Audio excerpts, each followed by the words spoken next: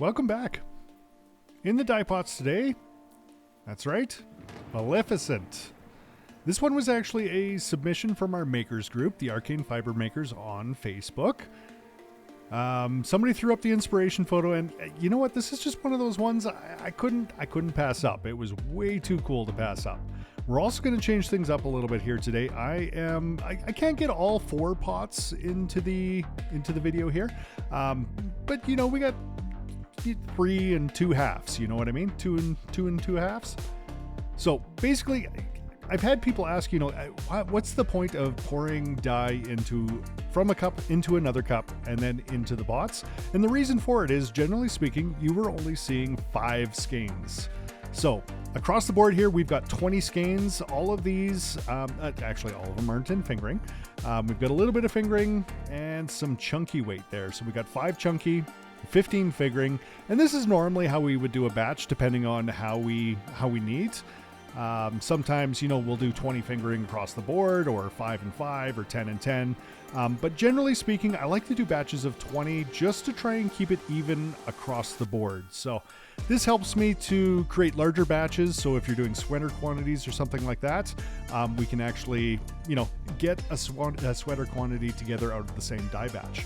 So even though we're splitting it up into 5, you can clearly see we're taking the dye. It's all been mixed up for all 20 skeins. We put it into a little bit of a smaller cup, and then we pour it into the center.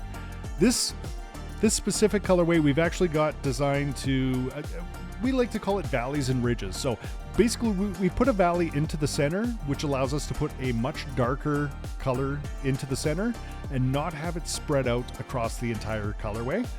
It's kind of one of those ways that we can get those vibrant color changes without worrying about too much mixing. Without the valley here, that black dye would spread out a little bit further, and we wouldn't have as much of the green colorway coming through here. On the other side of things, we're going to go with this nice bright purple across the bottom.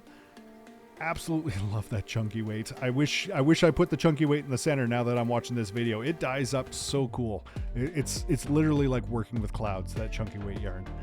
So we've got black in the center, a little bit of almost like a fluorescent highlighter green across the bottom, and then we've got that nice grape juice looking purple across the top here. Of course, when you're done mixing, get your fingers in there, get that dye pushed down. We want to make sure that we are dyeing at least 50% of the skein, because we're going to flip it over and we're going to dye the other side. But if that dye doesn't go deep enough, it just kind of sits on the surface, it's going to leave a lot of white spots, and depending on how the hank was twisted up in the first place from the factory, out of my control, there is a chance that we're going to run into some long white runs or some lighter runs of color, and that can be a problem if you're, you know, knitting up a pair of socks. One pair will be darker, the other pair will be lighter. When you're looking at sweaters and things like that, you're just going to get these nice light patches across, and that's not what we're after. We want some good color saturation. And the best way to do that is to get your fingers in there, get it mixed in, get that dye pushed down nice and deep. All right, it's time to cook these off, so we're going to put the lids on them. I'm not going to make you sit through that, but we cook these off for probably a good 10 minutes. With the real saturation we got going on with the black and the purple, it's really not going to take and exhaust all of the dye right off the top. It's going to take a little bit of time. So not something we're going to wait on. We're going to let that spread out a little bit. You can see that black coming through. It's going to spread out a little bit further. It creates a little bit more color variation across the front side. And then on this back side, we're going to cook it off nice and long so that we can exhaust all of the dye. Not going to make you sit through us flipping them all over, but basically, you give them a quick flip, you can see there's a lot of white on this side. Now, one thing I do want to point out when we're talking about dyeing yarn is when you're dyeing the front and you're dyeing the back, it is a good idea to keep in mind what colors are going on top of what colors, because you're going to get some interaction. Even though that front side is that nice bright purple, you can kind of see that purple has soaked through, you know, most of the way through the yarn. In some places that black has really done the same thing, you know, it kind of comes through. So what we're putting onto the backside, we want to complement. One thing I wouldn't do is like throw a yellow on top of this purple. That just doesn't make sense, right? We're going to do a little bit more dark, so we're going to throw the black into the center. Those two blacks will interact, and it's really going to saturate throughout the center of the yarn, and we're going to get that nice dark color that we're looking for. And then, of course, here's what I mean. So we got this nice bright yellow. I wouldn't put it on top of the purple, but putting it on top of a green makes perfect sense, right? Because you've got that green, it kind of blends into a purple already. So just kind of keep that stuff in mind when you're dyeing up yarn. That way you're going to get a nice color change from a green over into a yellow as you're doing your stitches. And it's not really going to fight each other. It almost complements each other, right? And then on the back side here, we're going to do, it's a ultraviolet actually. So it's a bright purple, kind of leans towards the blue side, but it's just a real good pop of color, and it mixes with that grape juice look in front. Beautiful combinations. All right, same as the front. We're gonna give this a quick mix, get our fingers in there, nice and deep. Get that dye pushed in. You'll notice we kind of pull our fingers out as we're moving across the skein. We're not trying to push that dye into the purple or into the yellow. We want to keep it all saturated. So we start by mixing a little bit, and then we pull up, mix a little bit more, mix a little bit more. Kind of push it all in there. Trying not to mix too much of the dye with the colors. Get that nice quick color change across the skein.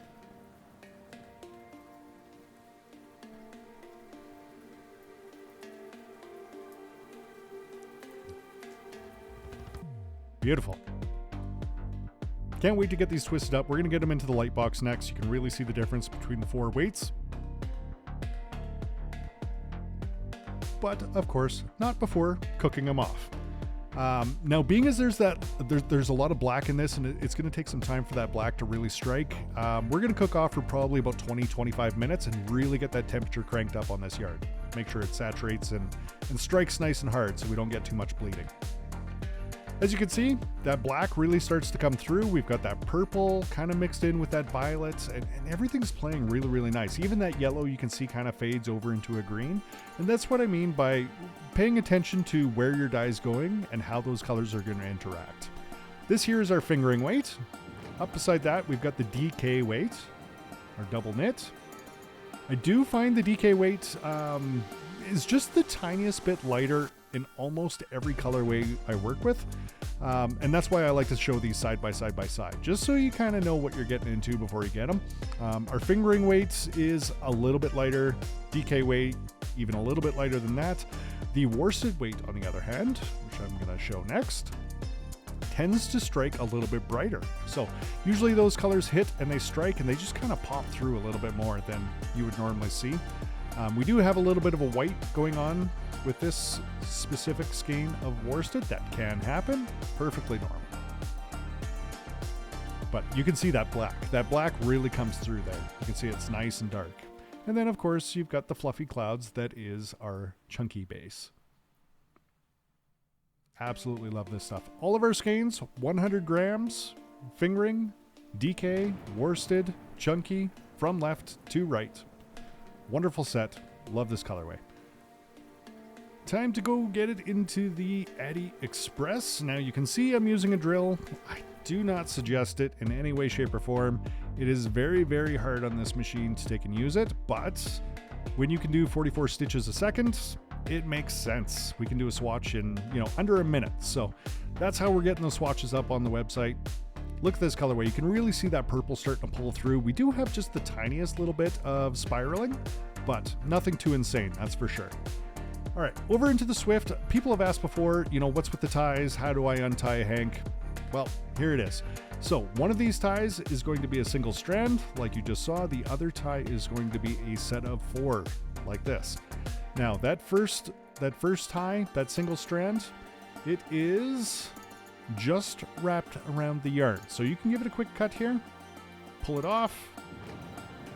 Sometimes there's a little bit of tension on it, but it's not too bad. That one just kind of strips off, goes by itself. Now to find the ends, this set of 4 is not only a tie that goes around the hank itself, but it is the start and the finish of this hank. So you can see, we're going to pull this out. Sometimes it gets kind of caught up in here. You just give it a little bit of a tug and it usually comes out. There we go. And then you can see we've got the start and the finish. One of these is going to be the back side of the hank. And you can kind of see this one kind of tucks up in behind. So this is going to be the back side of the hank. We're going to tuck that up underneath and just kind of toss it into the Swift. This other side, although it looks like it's underneath, we're actually twisted around here a little bit. So we're just going to pull this all the way around the back. And there we can see it's popping up on top. So that is going to be the start of the hank, and we're going to get that into the caker. Now, get this turned up a little bit. You can finally see these colors starting to play with each other. That's probably my favorite part about a cake is just being able to see all the colors interacting without actually having to have it knit up.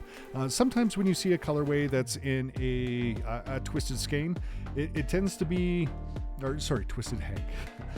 It tends to be just like the colors really stick together, so you get some splotches. But when you throw it into the cake here, you can just take a brief look, take a step back, take a look at it, and really see how all those colors are going to interact and play with one another. We've got some good saturation here. I'm not seeing anything too alarming in any way, shape, or form. We do have a little bit of white popping up, but that is just the colorway itself happening to be on top of the cake. So it is time to do the pairings. So up first, we've got the star of the show, Maleficent. Really see those colors playing together. And then up beside that, this'll cheer you up. I love the greens on this one. You got the green and it kind of goes into that burgundy purple. That's a wonderful colorway. It really is. Up beside that one, we have Spring Showers. This is one of the newer ones, actually. So we've got that same kind of violet purple coming through. We've got some green, but it's more of a dirty green than anything else. Up beside that one, we have Moonlight Magic, some beautiful purples. And we're kind of pulling the purple out of Maleficent there and really giving it a bunch of different shades, kind of pulling over into the midnight blue, fades off into the pink, things of the sort. And of course, a drop of color. So there's a little bit of purple in this, tiny bit of blue, and then we've got some blacks and grays. Love this set. Really kind of pulls it all together. I don't think there's one of these that really stands out too much. Maybe Spring Showers if I was going to take and pick a favorite pair. This Will Cheer You Up is one of my favorites on its own, but I think Spring Showers really pulls it together with this one. So over into the semi-solids. Maleficent, of course.